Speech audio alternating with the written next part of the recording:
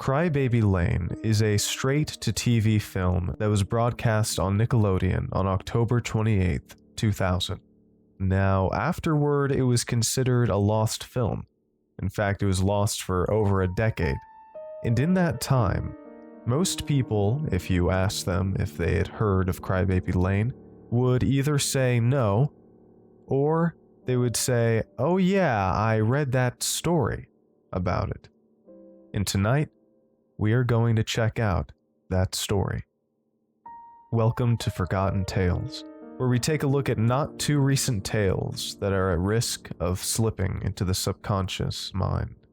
The format of the show is going to be quite simple. First, we're going to take a look and read the story, and then we're going to talk about it. And if you'd like to hear the uncensored version of this reading, you can go to patreon.com/ClancyPasta. So, without further ado, here is the original Creepypasta, Crybaby Lane.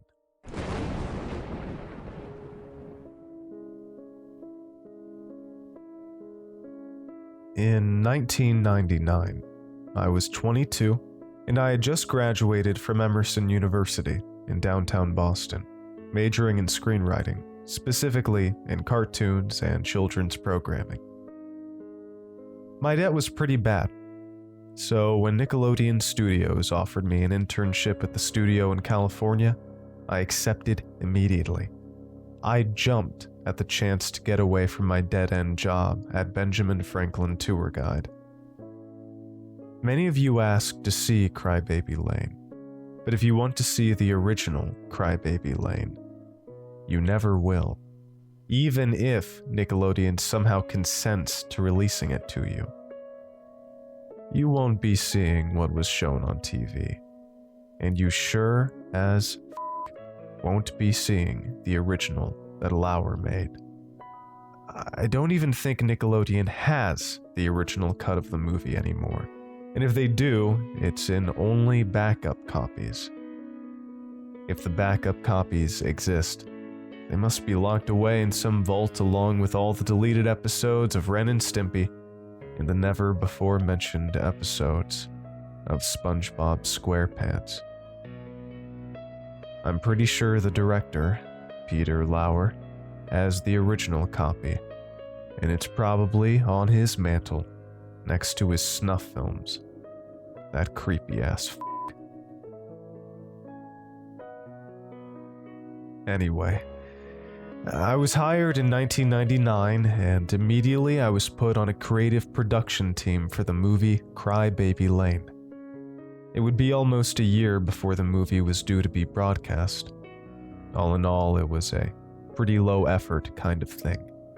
There were only 4 people on the creative team, and I was the only steady one. Lauer would replace them on a whim.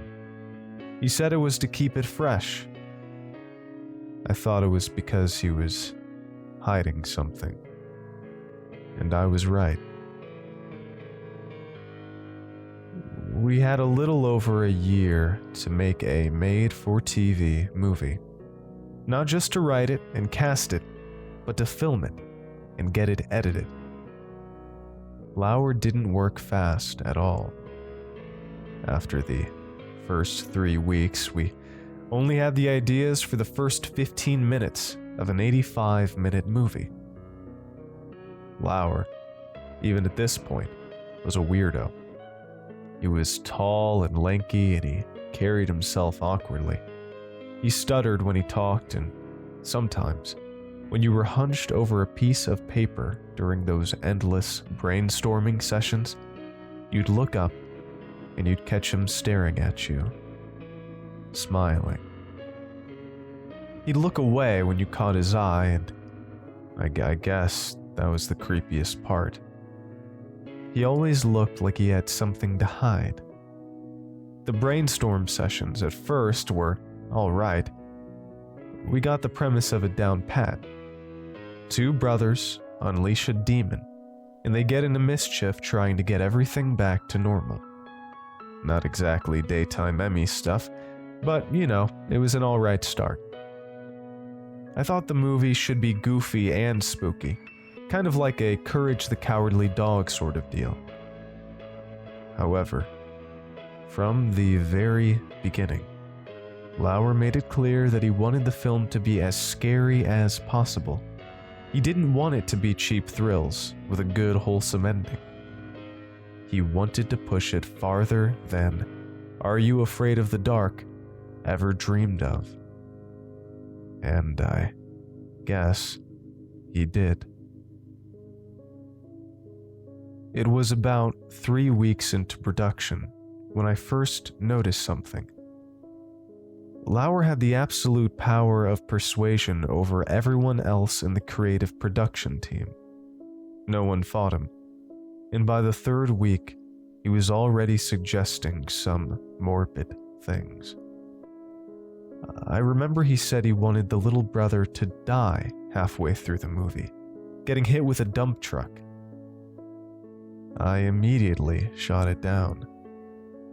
I was the only one who said anything, and it stayed that way until I left the studio entirely and never came back. At first, cannibalism and other f***ed up shit was kept to jokes and tasteless comments, but as time went on, it became more and more overt. I'd give him an idea, which most of the time he would end up using, like, how about the movie starts with a morbid undertaker who reads them stories? To which he'd reply, yeah, and then he can cut them up into little pieces and force feed them to his dog. He made those jokes a few times in the early stages. Then he got serious. He'd stand up like he was Jesus or something, clear his throat loudly, and proclaim his idea. I'd be the only one to shoot it down. Every time. One day, near the end of our brainstorming sessions, Lauer cleared his voice and stood up. We all fell silent and looked at him like we normally would. He stood up and said, "Gentlemen and females, I have an idea." I remember what he did. He paused and looked right at me as he said, "The story will revolve around the legend of a pair of Siamese twins. Have you ever heard of the Donner Party?" Everyone nodded except for me. I didn't like where the conversation was going. They ate themselves when it got cold. They ate each other. Everyone nodded again. I closed my eyes. What would Siamese twins do if they had nothing to eat? Would one wait until the other twin dies, then consume her own sister's flesh? Would they claw out each other's eyes until one of them died, then dine upon them like a vulture tearing at the skin of a dead deer? I do not know. It is interesting indeed. I didn't know what the f*** I was hearing. I opened my eyes and looked around the room. No one was f***ing moving. Everyone's eyes were on Lauer, except for mine. And when I looked at him, he was still staring at me. Children like violence. They revel in it. Children like to be scared. So we'll scare them, won't we, Johnny? He leaned over the table, getting pretty damn close to my face. His breath smelled like decaying shit. I stared back at him. I think you're f***ed up, to be honest. He smiled, then backed away. Oh, I'm f***ed up, alright. But you have to be f***ed up to survive in this cutthroat world. His grin expanded. Literally. Right now, I'm going to show you some pictures that will spark some of your imaginations." He got up and locked the door from the inside. I stood up and said, "What the f*** are you doing?" "Let's not make any errors in judgment, Jonathan. Sit down." "No, sit." For some reason, I did. Lauer pulled out one of those overhead projectors. He turned on the switch, and he shouted in an unusually high and semi-frantic voice, "This is the f***ing muse we need to continue with this pro-induction. This is what every child should see." His eyes bulged in his head. He put the image down on the glass surface of the overhead. It was silent. The image was in black and white, but it was grainy. I could vaguely make out a boy lying on a brick floor, his arms cut off, and his bloody little nub black dots. The only thing that was clear was his face. He was bleeding from the mouth.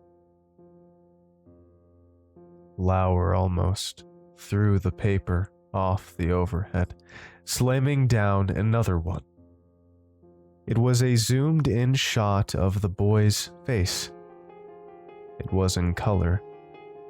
The blood trickled from his open mouth onto the brick floor, his eyes shut, grimy blood underneath his eyebrows and eyelashes. Then his eyes opened, and I screamed. No one else in the f***ing room did, and it died in infancy, the shrillness ringing in the air. The pupils were completely black. The rest of the eye was normal. The longer I stared, the more the eyes opened, widening and widening until it looked like the skin above his eyebrows and eye sockets was going to rip in half. Then they started to bleed. Blood started as a trickle, and I swear to God I could hear it. More. Now it was like a full-blown stream. More until the brick on the floor was a lake of blood. I could hear it, like I was hiking, and I came across a stream, and now I could smell the kid. I could f***ing smell his rot. I leaned underneath the table and vomited. When I rose back up, the images were gone. Everyone else in the room was expressionless. Lauer turned on the lights. "You may go," he said, unlocking the door. I walked through those f***ing doors, and I never came back. This happened near the end of the brainstorming process, and by the time I left, the casting was done and the script was almost fully written. They were desperately behind schedule. I think Lauer planned it that way, so there wouldn't be time for proper editing. I never watched the real thing when it aired, but I heard from a friend who was working at the editing department that they had to cut a good 15 to 20 minutes of disturbing footage from the film before it was fit to be released, and it was only fit to be released. They didn't have enough time to check the footage frame by frame. I guess he got his wish, unless they cut every single scene that had the pictures in them. Every child watching Crybaby Lane has an unconscious memory of those pictures. And I weep for them, I really do. They f***ed me up, and as I write this to you, it will be the last thing I'll ever write before I s*** my throat and before blood splatters all over this computer screen. There's something I should tell you first, though. Early on, Lauer posed an idea of the two brothers capturing a squirrel, putting said squirrel in a jar, and slowly drowning it before filling the jar with sand and dropping it into the bottom of a pond. Soon after this was suggested, Sandy from SpongeBob SquarePants appeared in Tea at the Tree Dome. Lauer also suggested, in one scene of the movie, for a man with a, quote, squid-like nose to take off his in front of the two boys and them off camera, but heavily implied. Squidward soon appeared as a major character in SpongeBob SquarePants. It was suggested that the two be step-brothers, forced to live in the same house after the first one's mom was found dead in a shallow grave, her body heavily cannibalized by her own husband, a local weatherman. A show with the vague premise, Drake and Josh, started in 2004, and the stepfather is indeed a weatherman.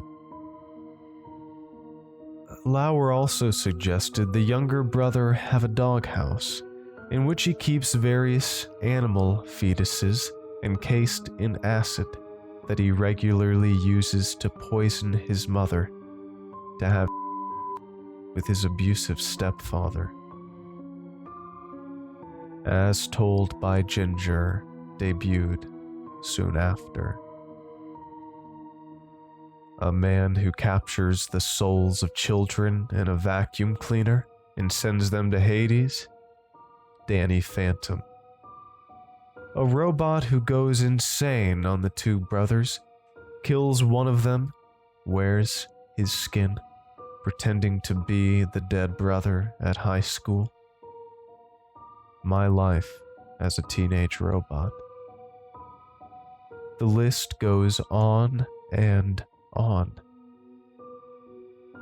Nickelodeon knows, and they're continuing the legacy of Lauer, sometimes subtly and sometimes overtly, and there's nothing you and I can do about it. Do you want to see it? You got it.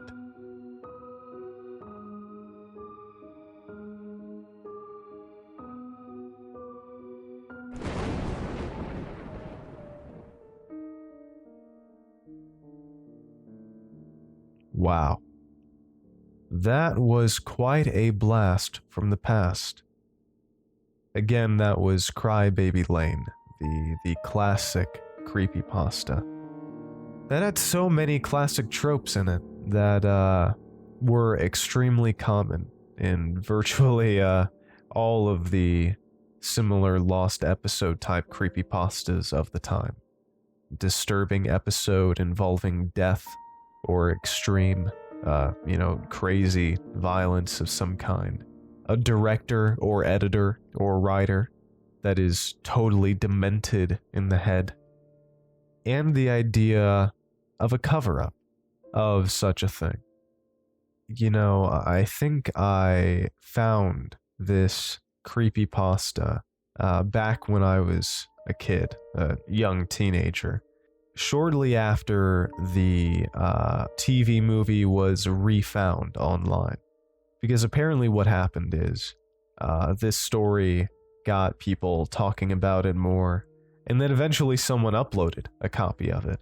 the entire full-length film on Reddit, which got Nickelodeon to see some dollar signs in their eyes and decided to premiere it for the first time in over a decade on October 31st, 2011. I should say, if this isn't obvious to everyone, I'd say there's pretty close to 100% certainty. We can just say 100% certainty that this story is completely fictitious. In the sense that, although there is a movie called Crybaby Lane, all those horrible, things that made it the story that it is, the classic creepypasta that it is, didn't really take place. But if you just forget all that part, if you just look at it like a scary campfire tale, there's a lot to like about it, because it not only do you have the base Crybaby Lane story there, but you have a kind of expanded universe with the way the story ended, mentioning that Crybaby Lane was actually the inspiration for a slew of Nickelodeon, not just episodes of like SpongeBob, but entire plots of shows like Drake and Josh and Danny Phantom. That's quite a concept, really. And it ties in with this like classic older creepypasta universe where, even though all of these stories, or I should say the vast majority of them, there are some stories that back in the day were considered creepypastas that were not posted anonymously. But the vast majority of stories that were considered creepypastas back in the day were like these forum posts that would either show up on 4chan or would be posted by someone on a forum somewhere and then would get copy and pasted around. And reading these old stories back then, even though they were all posted anonymously by and large and by different people, I always had this conception in my mind that these all fit together somehow. Like Crybaby Lane lived in the same universe that Red Mist lived in, which lived in the same universe that Suicide Mouse lived in, which lived in the same universe that, insert story here lived in. And it was just an incredible stimulator of imagination, especially to, me when I discovered these creepypastas probably when I was about 12, and I was kind of going through one of the first dark periods in my life. Going into puberty, it's going to be rough no matter what, but I just so happened to be dealing with some other stuff, and life sucked. But stumbling into the world of creepypastas online, really, I almost laugh at what I was going to say, but I'll say it because it is true. They kind of saved me. And they kept me sane and my mind focused on something that I enjoyed and I found very intriguing. The idea of these very real things like this movie, Crybaby Lane, or the show SpongeBob, or anything like that, actually having a deeper, darker twist, a deeper, darker story hidden somewhere in the halls of these entities. It always struck me as so intriguing.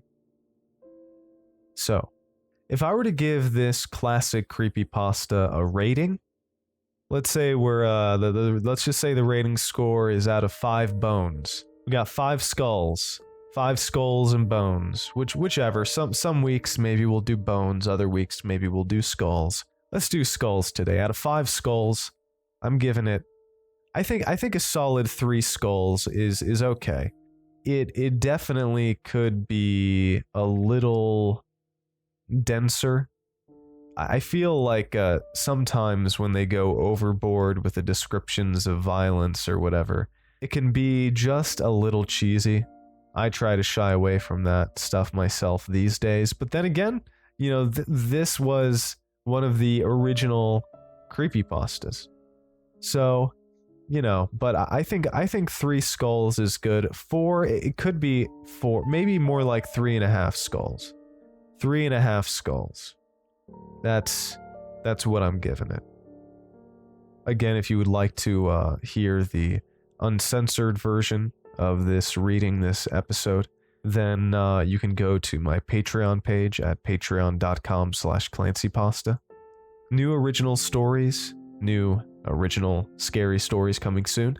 And let me know what you thought of this episode, of this kind of new-ish series where I look at old-ish tales. And thank you all for listening. Let me know what creepypasta you'd like me to look at next time. And it's got to be an old one. Alright.